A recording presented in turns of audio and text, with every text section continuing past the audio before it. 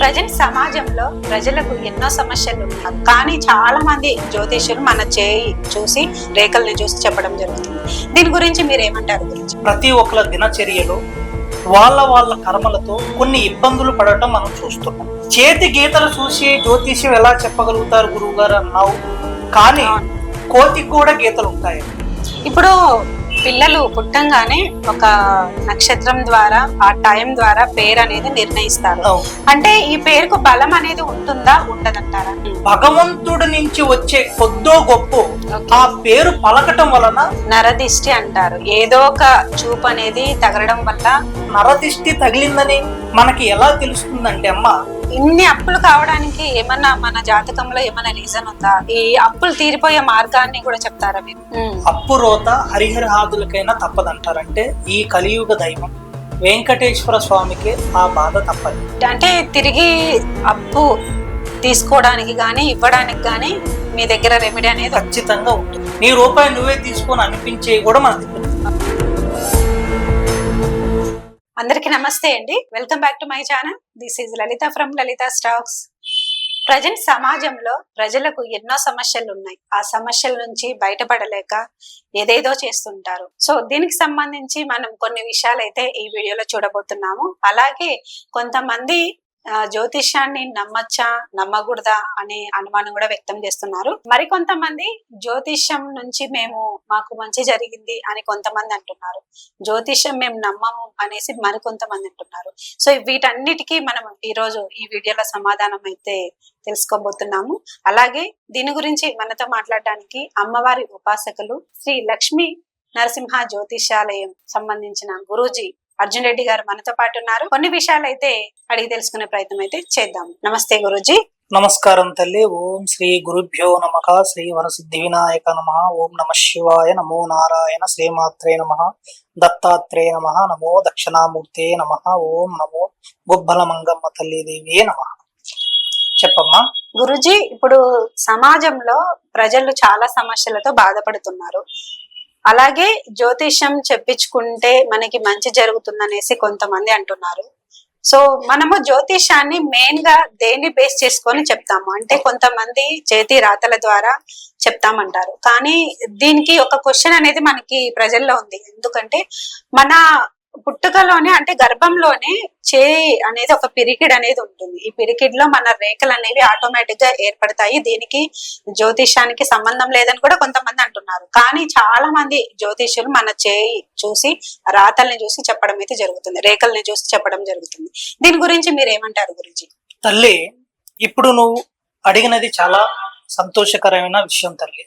ఈ రోజుల్లో చూసుకుంటే ప్రతి ఒక్కల దినచర్యలో వాళ్ళ కర్మలతో కొన్ని ఇబ్బందులు పడటం మనం చూస్తున్నాం. అయితే వాళ్ళకి ఎందుకే ఇలా జరుగుతుంది, కేవలం వాళ్ళ మట్టికే ఈ కర్మలు ఎందుకని వస్తున్నాయని మనం చూసుకుంటే అమ్మా, పూర్వం మనం చూసుకుంటే తల్లి డేట్ ఆఫ్ బర్త్ లేదు, పుట్టిన సమయం లేదు, అక్షరాన్ని బట్టి ఈ పేరే పెట్టాలని లేదు. అది దైవానీతంగా పూర్వంలో జరిగింది. కానీ ఇప్పుడు దినచర్యలో ఏం జరుగుతుందంటే అక్షరాన్ని బట్టి, వాళ్ళ పుట్టిన గడియని బట్టి, వాళ్ళ పుట్టిన సమయాన్ని బట్టి వాళ్ళ ఒక దినచర్య ఎలా ఉండాలి, తన ఒక రాశి ఏ విధంగా ఉండాలి, తన ఒక నక్షత్ర బలము ఏ విధంగా ఉండాలని చూస్తున్నాం. అయితే జ్యోతిష్యం అనేది తల్లి ఎక్కడో నేర్పించేది కాదు, ఒకరు చెప్తే నేర్చుకునేది కాదు. ఇది తాత ముత్తాతల నుండి మాకు మా తాతగారు మా ముత్తాతలు ఇచ్చిన విద్య. ఈ విద్యని సమాజంలోకి తీసుకొచ్చి 10 మందికి ఉపయోగపడాలని మేము అనేది ఒక వృత్తిలో ఉండటం జరుగుతుంది. అయితే చేతి గీతలు చూసి జ్యోతిష్యం ఎలా చెప్పగలుగుతారు గురువు గారు అన్నావు, కానీ కోతికి కూడా గీతలు ఉంటాయమ్మా. అలా అని చెప్పేసి కోతికి మనం జ్యోతిష్యం చెప్పలేము. అసలు జ్యోతిష్యం అనేది, ఈ జ్యోతిష్యానికి సంబంధించిన దేవత అనేది కర్ణ పిశాచి అనే ఒక అమ్మవారు అనేది ఉంటుంది. ఓకే, మొత్తం జ్యోతిష్యం మొత్తం ఈ అమ్మవారి నుంచి, ఈ అమ్మవారిని సాధన చేస్తేనే ఆ ఒక అమ్మవారు ప్రసన్నమయ్యి ఆ ఒక అమ్మవారు మన చెవులో కూర్చోవటం జరుగుతుంది. ఒక మనిషి మా దగ్గరికి రావటంతోనే వాళ్ళ పేరు చెప్పక్కర్లే, వాళ్ళ పుట్టిన తేదీ ప్రకారంగా చెప్పక్కర్లే, వాళ్ళ మాట బట్టి Okay. ఎక్కడో దూర ప్రదేశంలో ఉంటారమ్మా. Hmm. ఇప్పుడు ఎన్నెన్నో ప్రదేశాలు ఇప్పుడు చూస్తున్న వాళ్ళు ఉంటారు ఈ వీడియోని. వాళ్ళు మన దగ్గరికి రావాల్సిన పని లేదు. Okay. వాళ్ళ పేరు ఒకటి చెప్పితే వాళ్ళ డేట్ ఆఫ్ బర్త్ కానీ వాళ్ళ ఫోటో మొహము చూసి గాని Hmm. వీళ్ళకి సంపూర్ణమైన భవిష్యత్తు ఎలా ఉంటుంది, వీళ్ళకి ఇంతకు ముందు ఏం జరిగింది, ఇప్పుడు వీళ్ళ పరిస్థితి ఏంటి, వీళ్ళు ఏ ఒక కర్మతో అనుభవిస్తున్నారు, ఏ ప్రాబ్లంతో అనుభవిస్తున్నారు అనేది కూడా వాళ్ళు చెప్పవలసిన పని లేదు తల్లి.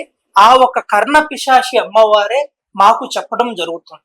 దాని ప్రకారంగా వాళ్ళ దినచర్య, వాళ్ళ కుటుంబములో, వాళ్ళకి జీవితములో ఏ విధంగా ఏమి చేస్తే బాగుంటుంది, అసలు నువ్వు ఇలా అనుభవిస్తానికి కారణం నీకు ఇది జన్మలో వచ్చినదా లేక కావాల్సికల్లా కొన్ని మంది చేస్తుంటారమ్మా. ఎలానంటే వాళ్ళు పైకి ఎదగకూడదు, Okay. వాళ్ళని నష్టం చేయాలి అని కొన్ని పూజలు ఉండనే ఉన్నాయి. Ah. అలాంటి వాళ్ళకి కొన్ని ప్రత్యేకంగా వాళ్ళకి చెప్పడం జరుగుతుంది. వాళ్ళకి ఆ ప్రాబ్లం నుండి బయటికి తీసుకురావటం జరుగుతుంది. ఓకే, ఇప్పుడు పిల్లలు పుట్టంగానే ఒక నక్షత్రం ద్వారా ఆ టైం ద్వారా పేరు అనేది నిర్ణయిస్తారు. అవును కానీ కొంతమంది జ్యోతిష్యం నమ్మని వాళ్ళు అవును ఆ జ్యోతిషం అనేది చెప్పించుకోకుండా పేరు అనేది పెట్టి పిలుస్తూ ఉంటారు. అవును.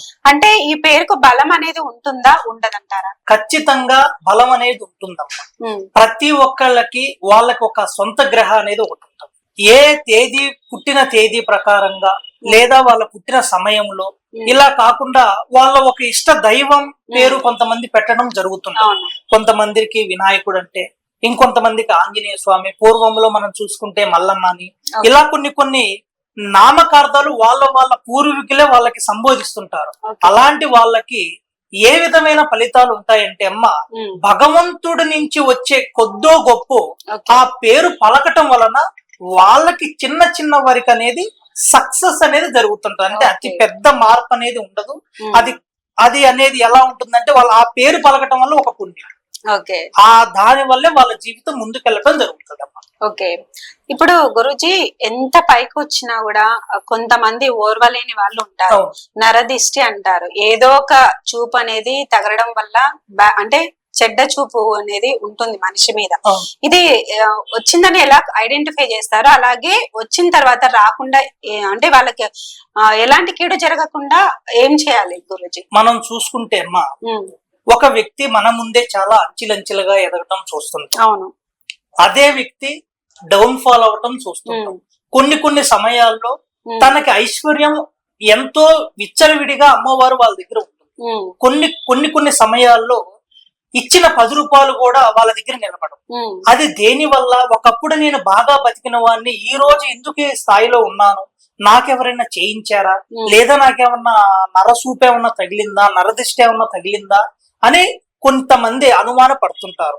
అలా ఉండడానికి కారణం, నరదిష్టి తగిలిందని మనకి ఎలా తెలుస్తుందంటే అమ్మ, వాళ్ళ ఒక దినచర్యలో ప్రతిరోజు చేసే పనులు ఆగిపోవటం, ఓకే వాళ్ళు చేయాలనుకున్న పని చేయకుండా పోవటం, ఓకే వాళ్ళకి ఆలోచన అంటే మైండ్ అనేది కూడా షార్ప్నెస్ లేకుండా పోవటం. అంటే ఒక విధంగా చెప్పాలంటే బద్ధకంగా, ఉమ్, వాళ్ళు ఇవాళ చేయాలనుకున్న పని రేపు చేద్దాంలే ఓకే. అని ఒక దరిద్రాన్ని ఓకే. వాళ్ళ చుట్టూనే తిరుగుతుంటది. ఉమ్, అలాగే కొంతమంది వాళ్ళకి కావాలని కొన్ని నష్టాలు జరగాలని నరప్రయోగాలు చేపిస్తుంటారు. ఇప్పుడు మనం చూస్తే ఉమ్, నరుడు దెబ్బకే నల్లరాయి కూడా బెద్దలవుతుంది అవును. అంటారు నరదిష్టికి. ఉమ్, ఇలాంటి నరదిష్టి పోవాలి అని అంటే, ఇలాంటి నరదిష్టితో బాధపడుతూ ఉంటే దీనికి ఖచ్చితమైన పరిష్కారం ఒకటే ఉందమ్మా. దానికి అనేది తిరువక్రకాళి అని చెప్పేసి ఓకే చాలా ముఖ్యమైన పుణ్యక్షేత్రము మనకి తమిళనాడు స్థానంలో ఉంది. ఓకే అక్కడ అమ్మవారు కాళీదేవి రూపంలో తిరువక్ర కాళిగా, ఇలాంటి తిరువక్ర కాళి అని అంటే చిక్కులు శికాకులతో తిరుగుతున్నవాడని అర్థం తమిళ్లో. ఓకే అలాగ చిక్కులు శికాకులు ఈ నరదిష్టులు పోవాలంటే ఉమ్, ఆ అమ్మవారి పేరులో వీళ్ళకి సంపూర్ణమైన పూజ చేసి ఆ నరదిష్టిని, వాళ్ళ ఇంట్లో ఉన్న దరిద్ర దేవతని, దానికనేది సంపూర్ణ పరిష్కారం చూపించడం జరుగుతుందమ్మా. ఓకే. అంటే అది పర్టికులర్ ప్లేస్ ఏమన్నా మీరు చెప్తారా ఎక్కడ అనేసి? దానికి అనేది ఇప్పుడు అనేది తిరువక్ర కాళి అని చెప్పేసి ఉమ్, తమిళనాడు జిల్లాలో, ఇక్కడ మన ఫోన్ లో ఎక్కడ కొట్టినా అనేది దానికి వచ్చేస్తదమ్మా. ఉమ్, తిరువక్ర తమిళనాడు కాళి, స్టేట్ లో. ఉమ్, తిరువక్ర కాళి అని ఉమ్, అమ్మవారు చాలా శక్తిమంతమైన దేవత. ఓకే. అయితే వాళ్ళకి ఎప్పుడు పడితే అప్పుడు అక్కడికి వెళ్ళటానికి ఉండదు. Okay. ఒక అమావాస్య కానీ ఒక పౌర్ణమికి కానీ ఆ పూజ వాళ్ళకి సంబంధించిన వాళ్ళకి మాత్రమే మాలాంటి వాళ్ళ ద్వారాగా దానికి విముక్తి చేయడం జరుగుతుంటది. ఓకే. గురుజీ ఇంకొకటి ఏంటిదంటే ఇప్పుడు చాలా చదువులు చదివింటారు, వాళ్ళకి డిగ్రీలు పీజీలు ఇలాంటి సర్టిఫికేట్లు కూడా ఉంటాయి, కానీ ఉద్యోగం రాకుండా డైలీ ప్రయత్నం చేస్తూనే ఉంటారు. దీనికి ప్రధాన కారణం ఏముంటుంది గురూజీ? ఉద్యోగం రాకపోవడానికి కారణం, అలాగే త్వరగా ఉద్యోగం రావాలంటే ఏమన్నా మీరు రెమెడీ చెప్తారా? అయితే ఇప్పుడు చూసుకుంటే తల్లి, పిల్లలలో జ్ఞాపక శక్తి లేదా వాళ్ళ చదివిన చదువులకి రిజల్ట్ కరెక్ట్ గా రాకపోవటం, అలా కరెక్ట్ రిజల్ట్ రాలేనప్పుడు కూడా వాళ్ళ కొన్ని మతి సీమితంలో కూడా లోన్లీనెస్ గా ఫీల్ అవుతుంటారు. అసలు వాళ్ళకి ఎందుకు అలా జరుగుతుంటదంటే అమ్మ, వాళ్ళు పూజించవలసిన ప్రతి ఒక్క చిన్నవాడు కానీ పెద్దవాడు కానీ మన జీవితంలో అనుకున్నంత సక్సెస్ మనకి రావట్లేదు, మనం అనుకున్నంత హార్డ్ వర్క్ చేస్తున్నా కూడా మనకు ఆ పొజిషన్ రావటం లేదు, లేదా చదివిన చదువులో మనకి కరెక్ట్ గా ఉండటం లేదు. అసలు దీనికి కారణం ఏంటంటే తల్లి, దక్షిణామూర్తి అని చెప్పేసి చాలా విశేషమైన మూర్తి ఉన్నారు. చిన్న పిల్లలకి గాని పెద్ద వాళ్ళకి గాని జీవితంలో సక్సెస్ కావటానికి మెయిన్ గా మనకు అందించే మూర్తి దక్షిణామూర్తి. అలాంటి అంతటి మహాత్మమైన స్వామిని తలవకపోవటం, లేదా అతని స్వామి గురించి అతని నామాన్ని పలకపోవటం, ఇలాంటి కొన్ని వాళ్ళకి చేయకుండా ఉండటం వలన వాళ్ళకి అనుకున్నంత సక్సెస్ రావటం లేదు. అది వాళ్ళకి కొంతమందికే జరుగుతుంది. అసలు చాలా మందికి అనేది కూడా ఈ రోజుల్లో చూసుకుంటే ప్రతి ఒక్కరు ఆ స్వామిని పూజించాలి, ప్రతి ఒక్కరు ఆ స్వామిని దర్శించాలి, ఆ స్వామి ఒక సంపూర్ణమైన దక్షిణ పూజ వాళ్ళ ఇంట్లో చేసుకోవాలి. ఇలాంటి పిల్లల సమస్యలతో బాధపడుతున్న ప్రతి ఒక్కరు కూడా దక్షిణ పూజ అనేది ఒకటి ఉంటుందమ్మా. ఆ పూజ ఎవరి దగ్గర నేను ప్రత్యేకంగా ఆ దక్షిణ పూజ చేయటం జరుగుతుంది. వాళ్ళకి ఆ పూజ చేసి ప్రత్యేకమైన వస్తువులు పిల్లలకి ఇస్తే 110% గా వాళ్ళ జ్ఞాపక శక్తి మెరుగవుతుంది, వాళ్ళ జీవితంలో ఉన్నతమైన స్థాయిలకు వెళ్తారు, అనుకున్నది సాధించడం జరుగుతుంది.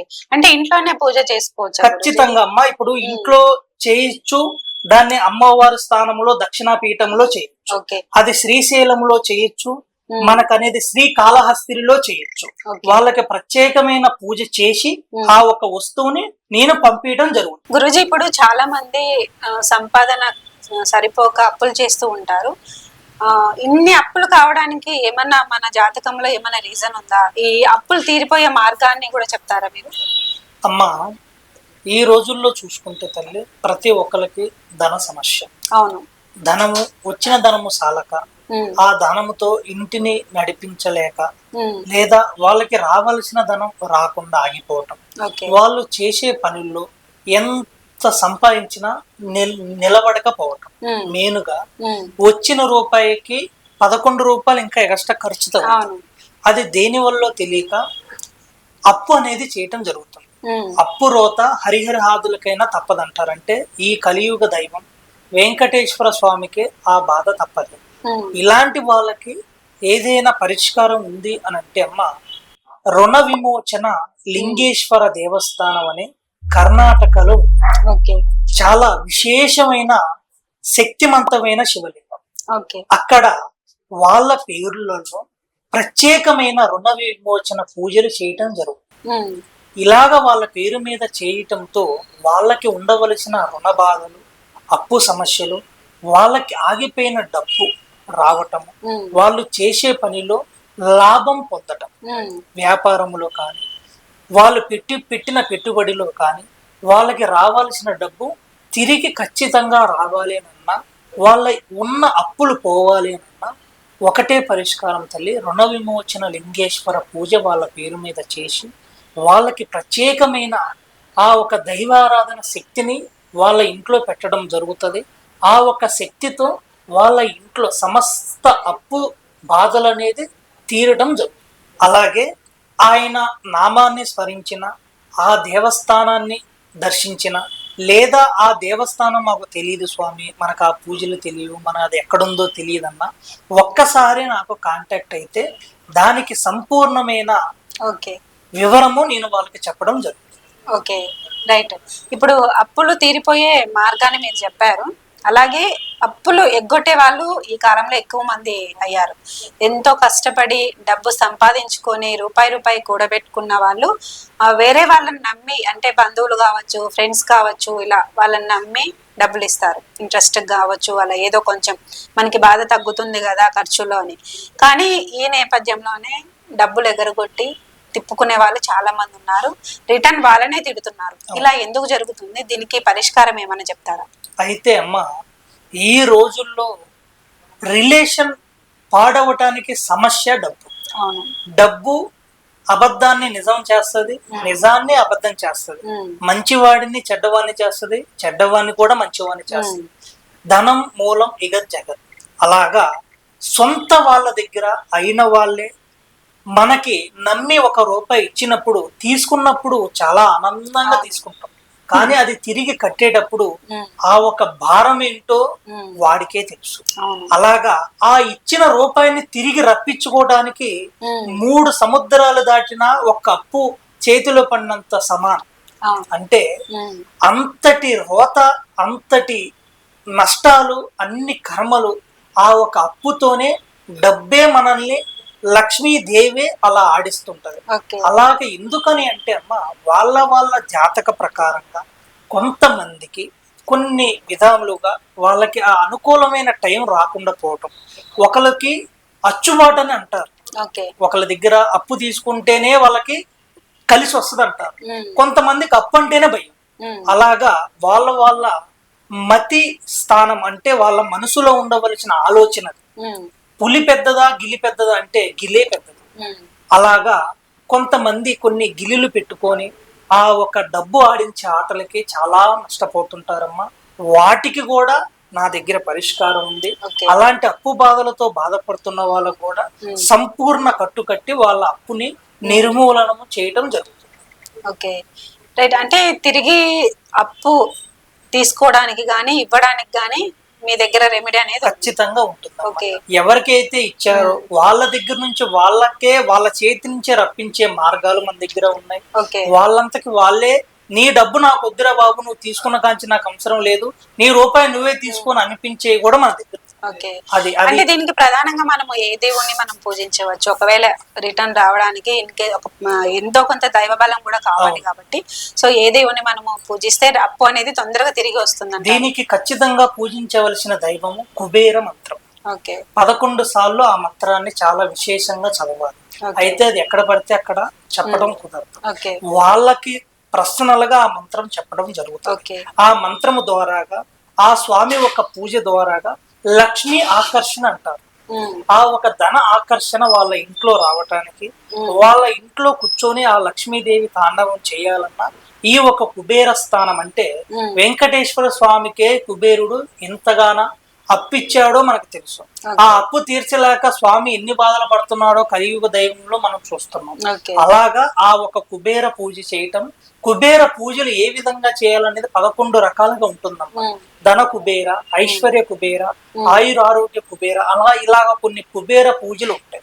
వాళ్ళకి ఏ పూజ అయితే సరిపోతుందనేది చూసి వాళ్ళ నామకార్థంలో వాళ్ళ పేరు మీద చేయటం జరుగుతుంది. మీకు ఎటువంటి సమస్యలు ఉన్నా, ప్రేమ, పెళ్లి, పుత్ర సంతానం, వ్యాపారం, చదువు, విదేశీ ప్రయాణం, పిల్లల జ్ఞాపక శక్తి, మీరు కుటుంబ సమస్యలు, ఆరోగ్య సమస్యలు, విదేశీ ప్రయాణం, కోర్టు సమస్యలు, భూమి సమస్యలు, మీరు ఎటువంటి సమస్యతో బాధపడుతున్నా సరే ఒక్కసారి మీకు అగ్గబడుతున్న నెంబర్కి కాల్ చేసి సంప్రదించండి.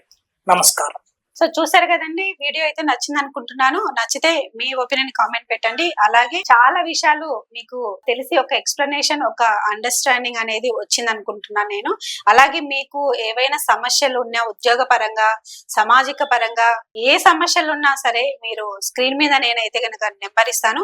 ఈ నెంబర్ కి కాల్ చేసి మీరైతే గనక మీ సమస్యల నుంచి బయటపడడానికి